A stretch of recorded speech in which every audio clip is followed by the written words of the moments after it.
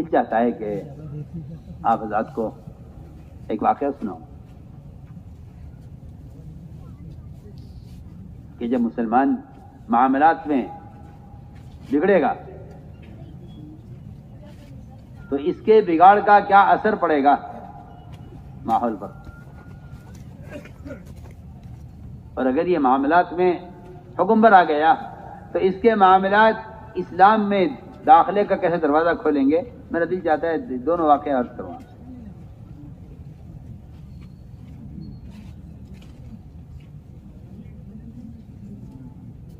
ایک صاحب نے بیان کیا مجھے کہ ایک نصرانی میرا دوست تھا بچپن سے، برابر کا گھر، بالکل ایک دیوار بیچ میں، ادھر میرا گھر اس کا گھر. بچپن سے ساتھ رہے، ساتھ پڑھا، ساتھ رہے، اور روزانہ کا ملنا جلنا. یہ ماشاءاللہ ٹھیک ٹھاک مسلمان اپنے، اس لیے کہ غیروں سے اخلاقی طور پر ملنا یہ تو ان کے خیر کی طرف آنے کا ذریعہ ہے، اور ان سے ان کے مذاہب، ان کے طریقے اور ان کی رسومات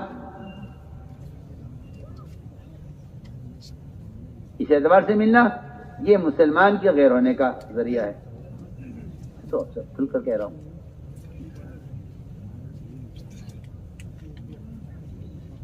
تو آپس میں تعلق تھا ایک بچپن سے. تو یہ مسلمان کہیں جانے لگا سفر میں، کہا کہ میں سفر میں جا رہا ہوں، ایسا نہ ہو پیچھے کوئی مکان میں چوری ڈکیتی کچھ ہو جائے، لہذا میرا سامان ہے کچھ آپ رکھ لیجیے. مالدار مسلمان تھا بہت. اس نے ایک صندوق میں اپنا سارا گھر کا جو مال، سونا، نقدی وغیرہ تھی اور سب کر کے اس کو حوالے کر دی کہ تم رکھ لو گھر میں، تو تم تو گھر میں ہو، میں ذرا سفر ہو کے آتا ہوں لے لوں گا. ٹھیک ہے، رکھ دو یہاں. سفر سے واپس آیا، آتے ہی ملاقات کی اس سے کہ بھئی وہ ہمارا سامان دے دو. کیسا سامان؟ کون سا سامان؟ وہ مالیت اتنی تھی کہ اس کی نیت خراب ہو گئی. نہ کہ سامان کہ وہ میں آپ کے پاس رکھوا ہی دیا تھا کہ آپ کی میری کوئی ملاقات نہیں ہوئی، آپ کے میرے پاس کوئی سامان نہیں ہے. اس نے صاف یہ بڑا پریشان ہوا، خوشامد بھی کی، یاد دلایا. وہ مان کے نہ دیا. نصرانی کہے گا نہیں جی نہیں میرے پاس کچھ نہیں ہے. اس کے سمجھ میں کچھ نہیں آیا. یہ گیا اس کے پادری کے پاس، جا کے دیکھو جی صاف صاف بات ہے، یہ میرے ساتھ یہ ہوا ہے اور آپ میرے کچھ مدد کر سکتے ہیں. میں کہا ٹھیک ہے. اس نے قلم اٹھایا، کاغذ اٹھایا، کچھ لکھا اس نے اور بند کر کے لفافے میں رکھ کر اس مسلمان کو دیا کہ اس کو آپ کھولیں گے نہیں، آپ اس کو پڑھیں گے نہیں، یہ سیل بند خط ہے، یہ لے جا کر اس کو دے دو. اس نے جا کر خط اس کو دیا. دوست کو، اپنے پڑوسی کو اس نے کھولا، کھول کے پڑھا. پڑھ کے بیٹھے بیٹھے میں بھی آتا ہوں. اس کے گیا فوراً وہ صندوق اٹھا کے لایا، اس کا امانت اس کو واپس کی کہ بھائی آپ نے معاف کرنا، مجھ سے غلطی ہو گئی ہے، یہ آپ کی امانت آ گئی. کیا ہوا آخر؟ ادھر پیچھے اس نے کہا جو ہوا چھوڑ دیا، آپ اس کو آپ کی بات مل گئی، آپ جائیے کہ میں 1 مہینے سے پریشان ہوں اور آپ 1 مہینے کے بعد یہ امانت واپس کر رہے ہیں. وہ بات کیا ہے؟ نہ کہ دوستی اپنی جگہ، لیکن مجھے یہ بتا دو پرچے میں کیا لکھا ہوا تھا؟ اس نے کہا اس پرچے میں پادری نے یہ لکھا تھا کہ تو مسلمان کب سے ہو گیا کہ تو خیانت کرنے لگا، چوری کرنے لگا.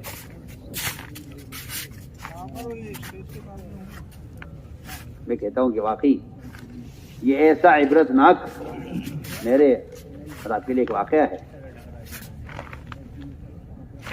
کہاں وہ زمانہ تھا کہ جسے معاملہ کرنا ہے وہ مسلمان سے معاملہ کرے، جسے معاشرے دیکھنا ہے مدینہ منورہ چلا جائے. معاویہ میں 77 نمبر میں اتنی شہرت سلمان کے معاملات کی تھی کہ ساری اقوام کو ان کے معاملات کھینچتے تھے اپنی طرف. وہ خیانت سے نکل کر امانتوں میں آتے تھے, وہ بے حیا سے نکل کر حیا کے ماحول میں آتے تھے, وہ بد اخلاقی کے ماحول سے نکل کر یہاں اچھے اخلاق والوں سے آ کر یہاں آتی کیسے ہم واپس نہیں جائیں گے, وہاں معاملہ ٹھیک نہیں ہے, وہاں کا معاشرہ ٹھیک نہیں ہے, ان کے اخلاق ہم آپ کے ساتھ رہیں گے. تو میں اس کو عرض کر رہا تھا کہ آپ صلی اللہ علیہ وسلم وعدے کے پورا کرنے والے تھے, اور واقعی آپ کے ایفاء عہد کا اور ایفاء وعدے کا, وعدے کے پورا کرنے کے تو عجیب و غریب واقعات ہیں. میں پہلے عرض کر دیتا ہوں کہ غزوہ بدر تھا, اور بدر کا غزوہ وہ ایک ایسا تاریخی غزوہ ہے جس نے کفر کی کمر توڑی ہے. اس غزوے میں جب آپ روانہ ہو گئے تو 2 صحابہ کو راستے میں مشرکین نے قید کر دیا اور لے گئے. آپ دیکھیں, وعدہ وفائی دشمن کے ساتھ, وعدہ پورا کرنا دشمن کے ساتھ, جبکہ دشمن کے ساتھ تو دھوکہ چلتا ہے, کیونکہ وہ بھی دھوکے سے آپ کو قتل کرنے کی کوشش میں ہے. الحرب خدعہ ایک مشہور مقولہ ہے کہ لڑائی تو دھوکے کی چیز ہے. ان دونوں کو مشرکین نے گرفتار کر لیا. ایک غالباً اس میں حذیفہ تھے اور ایک حذیل نامی صحابی تھے, دونوں کو لے گئے. اب پریشان کے ادھر آپ صلی اللہ علیہ وسلم صحابہ کے ساتھ بدر کے میدان میں ہیں, ہم یہاں مشرکین کی قید میں آ گئے. تو ان دونوں نے مشرکین سے یہ کہا کہ اگر آپ ہمیں چھوڑ دیں تو ہم آپ سے وعدہ کرتے ہیں کہ نہ ہم آپ سے لڑیں گے, اور ہم آپ سے لڑنے والوں کا ساتھ بھی نہیں دیں گے. لو جی, اتنی بڑی بات, نہ آپ سے لڑیں گے نہ لڑنے والوں کا ساتھ دیں گے, آپ ہمیں چھوڑ دیں. روایت میں ہے کہ انہوں نے مسلمان کی وعدہ وفائی پر ایک مشرک کو اتنا یقین تھا کہ انہوں نے وعدہ مسلمان کو وعدہ وفا پا کر مشرکین نے ان کو چھوڑ دیا. سنیے آپ, دشمن اپنے دشمن کے وعدے کا یقین کر رہا ہے کہ ہاں مسلمان وعدے خلاف نہیں ہوتا, میں چھوڑ دیا اس کو. ان دونوں کو چھوڑ دیا. یہ دونوں بڑے خوش آپ کے پاس آئے. مجھے کہاں رہ گئے تھے تم دونوں؟ کہ اصلا ہمیں تو اس طرح راستے میں پکڑ لیا تھا ہمیں کفار نے, اور ہمیں قید کر دیا تھا.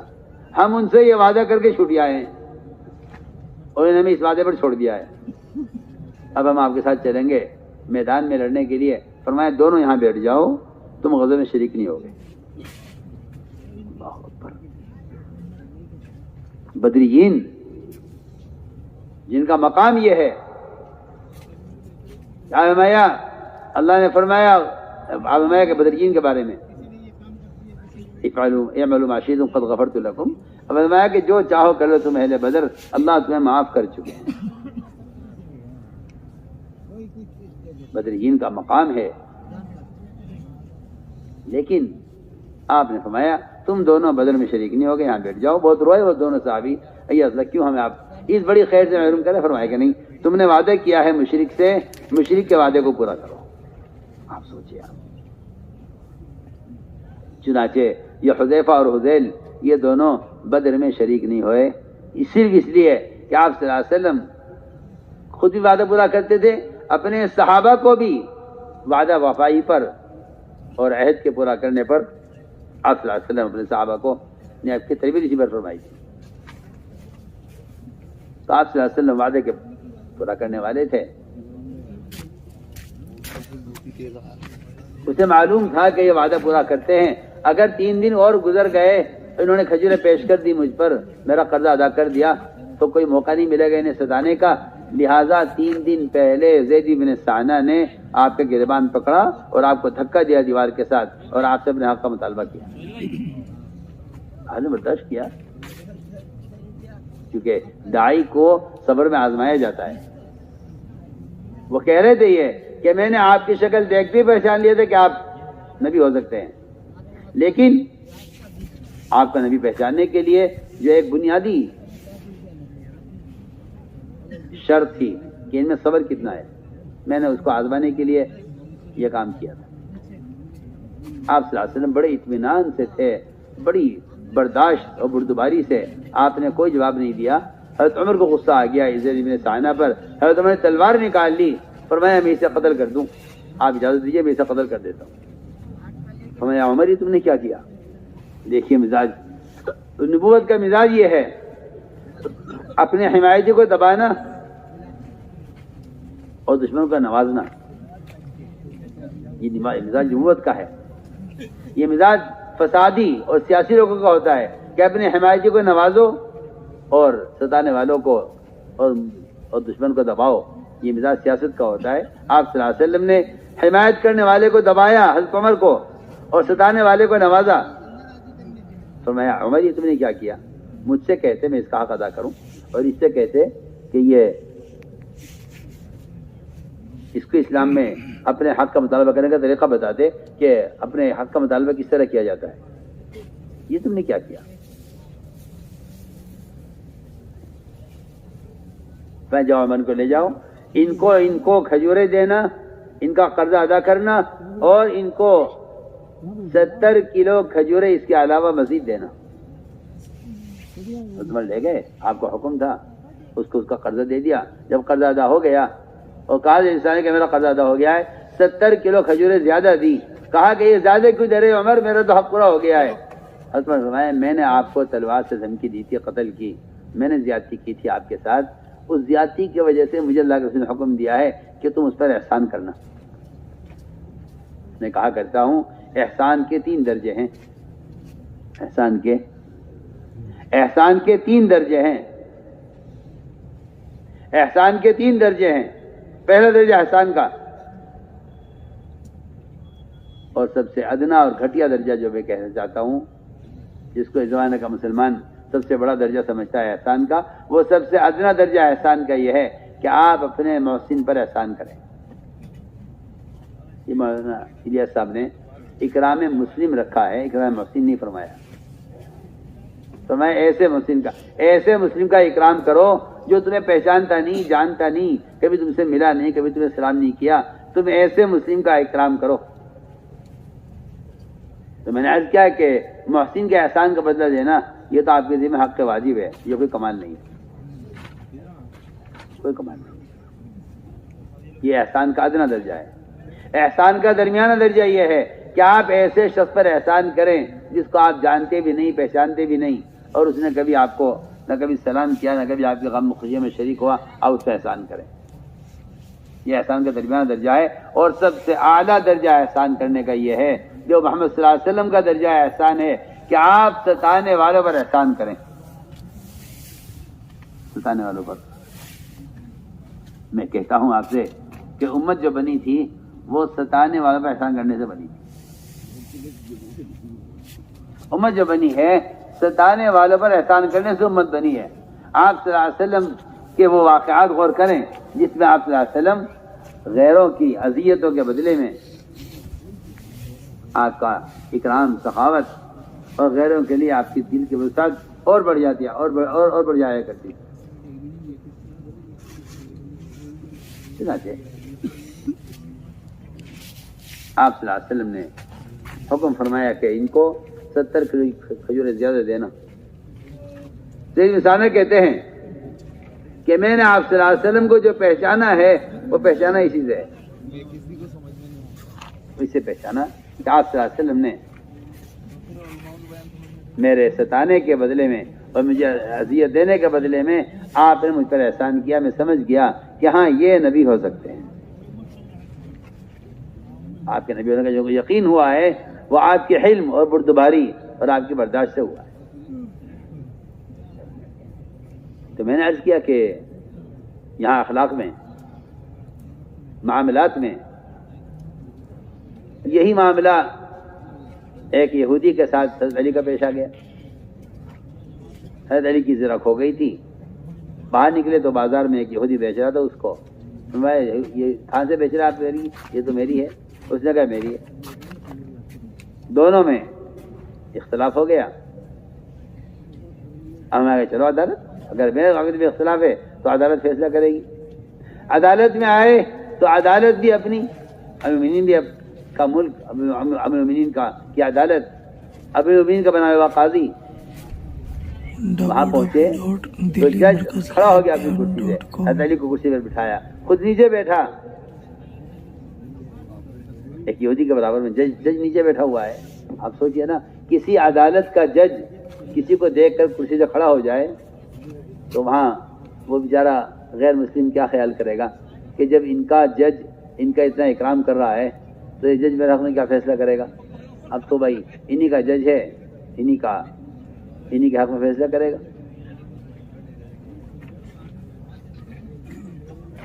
پوچھا جج نے امیر کیسے آنا ہوا، کیا حکم ہے؟ فرمایا کہ انہوں نے میری زرہ لی ہوئی ہے، زرہ میری ہے. جج نے کہا امیر المومنین آپ گواہ پیش کیجئے. آپ مدعی، آپ گواہ پیش کیجئے. آپ کا دعویٰ ہے کہ زرہ آپ کی، آپ گواہ پیش کیجئے. انہوں نے کہا میرا بیٹا گواہی دے گا. جج نے کہا بیٹی گواہی تو بات کے حق میں کافی نہیں ہوگی، گواہ اور لائیے. یہ گواہ تو کوئی ہے نہیں اور یہ بیٹا گواہ ہے. فیصلہ یہ کیا جج نے امیر کے خلاف عدالت میں کہ زرہ آپ کو نہیں مل سکتی، اور فیصلہ یہ ہو گیا کہ یہ زرہ یہودی کے پاس رہے گا. یہ بھی فیصلہ ہو گیا. ایک بات ٹھیک ہے، جو ہوتا کہ فیصلہ منظور. ادھر یہ فیصلہ ہوا، ادھر فوراً اس یہودی نے کلمہ پڑھا، اشہد ان لا الہ الا اللہ و اشہد ان محمد رسول اللہ. میں اسلام قبول کرتا ہوں، اس لیے کہ میں تو دیکھنے کے لیے آیا تھا کہ ان کی عدالتوں میں فیصلے نبیوں کی طرح ہوتے ہیں یا میں کیا عرض کروں، ظلم کی دنیا ہے. کیا فیصلے نبیوں کی طرح ہوتے ہیں یا بنیوں کی طرح ہوتے ہیں؟ ظلم کے فیصلے دیکھ کر اس نے کہا کہ بالکل ان کی عدالت میں ان کے ہاں فیصلے نبیوں کی طرح ہوتے ہیں. ان کے اپنے قاضی نے ان کے خلاف فیصلہ کیا ہے اور انہوں نے اس فیصلے کو منظور کیا ہے. لہذا ہم سمجھ گئے کہ اسلام کیا ہے. کہ علی میں آج سے گواہ بناتا ہوں آپ کو کہ میں دین حق میں داخل ہوں. حضرت نے فرمایا اگر تم اسلام لے آئے ہو. اس نے کہا یہ زرہ میری نہیں ہے، آپ ہی کی ہے، میں نے تو آزمانے کے لیے ایسا کیا تھا. حضرت نے فرمایا یہ زرہ تم رکھو، یہ تمہارے لیے ہدیہ ہے. اور ایک گھوڑا دیا، مال دیا، اور اس کو پھر وہ آخری تک حضرت علی کے ساتھ رہا اور حضرت علی کے ساتھ بھی اس کی شہادت ہوئی ہے. یہ میں کہنا چاہتا تھا کہ معاملات عدالت سے لے کر ایک بازار تک ایسے بنے ہوئے تھے کہ جس سے اسلام کی پہچان اور اسلام کی شان تھی. اسلام کی شان تھی. لوگ سمجھتے ہیں کہ یہ تجارت کے طریقے کتابوں میں ہونے چاہیے، کتابوں میں ہیں. اللہ مجھے معاف فرمائے. لوگ کتاب پڑھتے ہیں، کتاب پڑھاتے ہیں، اور منڈیاں ساری جاہلوں کے ہاتھوں میں ہیں. ہمیں تو عدالت سے لے کر اور بینکوں سے لے کر اور تجارت کی عام بازاروں تک ہمیں تو یہاں علماء چاہیے جو عملی تجارت اور عملی عدالت اور عملی نظام قائم کریں. ان سارے شعبوں میں علماء داخل ہوں. یہ نہیں کہ پڑھانا ہمارے ذمہ ہے اور کام کرنا ان کے ذمہ ہے، کتابیں عالموں کے ہاتھ میں، منڈیاں جاہلوں کے ہاتھوں میں. اس طرح کوئی عملی اسلام اس طرح میں کہتا ہوں، صاف سے بات کرتا ہوں کہ نہ کہیں قائم ہوا ہے، نہ آئندہ کبھی ہو سکتا ہے. ایسا بات ہے. اس کی ایک اس کی عملی شکل. اس لیے کہ اسلام کی قوت ہی اس میں ہے کہ اسلام کو عمل سے پیش کیا جائے. اسی میں قوت ہے، اسی میں جاذبیت ہے. اور میں کہتا ہوں مجاہدہ بھی اسی میں ہے. اگر عملی اسلام نہیں ہے تو اسلام کی معلومات نہ اسلام ہے، نہ اسلام کا مجاہدہ ہے، نہ دین ہے، نہ دین کا مجاہدہ ہے، کچھ نہیں ہے. یا آپ کے پاس دینی معلومات ہے صرف. تو میرے عزیز دوستو، ہم نے عرض کیا کہ ایمان اس طرح پھیلا ہوا ہے، عقائد سے لے کر ایمانیات سے لے کر وہ انسانی ضروریات تک اسلام اس طرح پھیلا ہوا ہے، ایمان اس طرح پھیلا ہوا ہے دین کے سارے شعبوں میں. اس لیے ایمان کو اس کی علامتوں میں غور کرنا پڑے گا. اور یہ صاف ہماری حدیث میں کہ تم میں کا کوئی شخص مومن نہیں ہو سکتا یہاں تک کہ اس کی کھانے کی، پینے کی، پہننے کی، اوڑھنے کی، کمانے کی، شادیوں کی، خرچ کرنے کی، ان ساری لائنوں میں اس کی چاہت نبی کی چاہت کے تابع نہ ہو جائے، وہ مومن نہیں ہو سکتا. وہ مومن نہیں ہو سکتا. صاف فرمایا لا یؤمن احدکم حتی یکون ہواہ تبعا لما جئت بہ. یعنی فرمایا یہاں تک کہ اس کے فرائض نبی کی فریضے کے تابع ہو جائیں، اس کا روزہ نبی کے روزے کے تابع ہو جائے، اس کا زکات دینا نبی کے زکات کے تابع ہو جائے. نہیں، میں کہتا ہوں ہواہ تبعا لما جئت بہ. سنیے آپ، اس کی ساری خواہشات، اس کی ساری چاہتیں اگر نبی کے چاہت کے تابع نہیں ہیں تو اس شخص کو مومن کہنا صاف فرمایا. اچھا، لوگ یہ کہتے ہیں کہ یہ تو اس سے تو کمال ایمان مراد ہے. میں کہتا ہوں کمال ایمان مراد بھی ہے، اس لیے مراد ہے کہ کمال ایمان مطلوب ہے. اس لیے نہیں ہے کہ یہ ایمان کا وہ زائد حصہ ہے جس کا حاصل کرنا کوئی فرض اور واجب نہیں ہے. عجیب لوگوں میں جہالت ہے یہ کہ ایک بات ختم کر دیتے ہیں کہ جو کمال ایمان مراد ہے اس سے. ارے تو کمال ایمان مطلوب ہے اسی لیے تو مراد ہے. کمال ایمان مطلوب ہے اسی لیے مراد ہے کمال ایمان. اگر ایمان صحابہ قیامت تک آنے والوں سے مطلوب نہ ہوتا تو اللہ تعالیٰ حکم نہ فرماتے آمنوا کما آمن الناس کہ ایمان لاؤ جیسے ایمان صحابہ لائے. میرے دوستوں، اس لیے یہ بات سب یاد رکھیں کہ ایمان کا جاننا ایمان نہیں ہے. لکھا ہے علماء نے کہ ایمان کیا ہے، اس کو جاننا ایمان نہیں ہے، بلکہ ایمان مسلمان کی قلب کی عملی حرکت کا نام ایمان ہے. مسلمان کی دل کی عملی حرکت کا نام ایمان ہے. عجیب بات فرمائی. علماء فرماتے ہیں کہ مومن کی دل کی عملی حرکت ایمان ہے. اسی لیے میں کہا کرتا ہوں کہ ایمان عمل کا نام ہے کہ اللہ نے قرآن میں نماز کو ایمان کہا ہے. عجیب بات ہے، نماز کو ایمان کہا ہے، حالانکہ نماز کو نماز کہتے، عمل کہتے. لیکن جب تحویل قبلہ ہوئی اور رخ بیت المقدس سے بیت اللہ کی طرف پھر گیا تو اللہ نے فرمایا، کیونکہ ایسے لوگوں کو یہودیوں نے طعنہ دیا کہ ان کی پیچھے نمازیں ضائع ہو گئی کیونکہ یہ کہتے قبلہ غلط تھا. نعوذ باللہ، اگر پچھلا قبلہ غلط تھا تو نماز ضائع ہو گئی، اور اگر وہ صحیح تھا تو آپ نے کو چھوڑا کیوں اس کو؟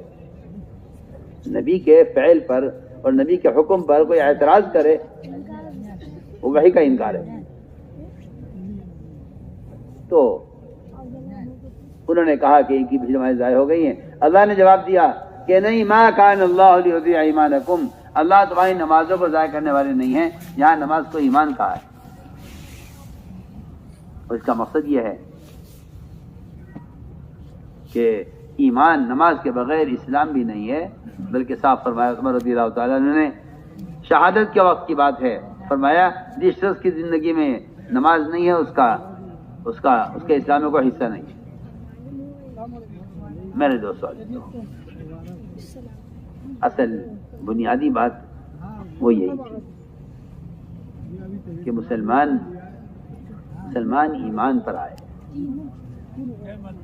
مسلمان ایمان پر آئے، مسلمان ناقص ایمان پر قناعت کیے ہوئے ہے۔ مولوی صاحب فرماتے تھے اگر میں اس کام کو کوئی نام رکھتا تو اس کا نام تحریک ایمان رکھتا، کہ اپنے ایمان کی تکمیل کی محنت ہے، اور اس میں کوئی شک نہیں ہے، اس میں کوئی دو رائے نہیں ہے کہ ایمان دعوت کے بغیر کامل نہیں ہوگا۔ آپ اگر اس بات کا انکار کرتے ہیں تو پھر آپ قرآن کی آیت کا اور احادیث کا اور صحابہ اکرام کے عمل کا آپ انکار کرتے ہیں۔ میں آپ سے کھل کر کہہ رہا ہوں، یہ بات بالکل اٹل بات ہے جو میں عرض کر رہا ہوں کہ دعوت اللہ کے بغیر ایمان کی تکمیل نہیں ہوتی۔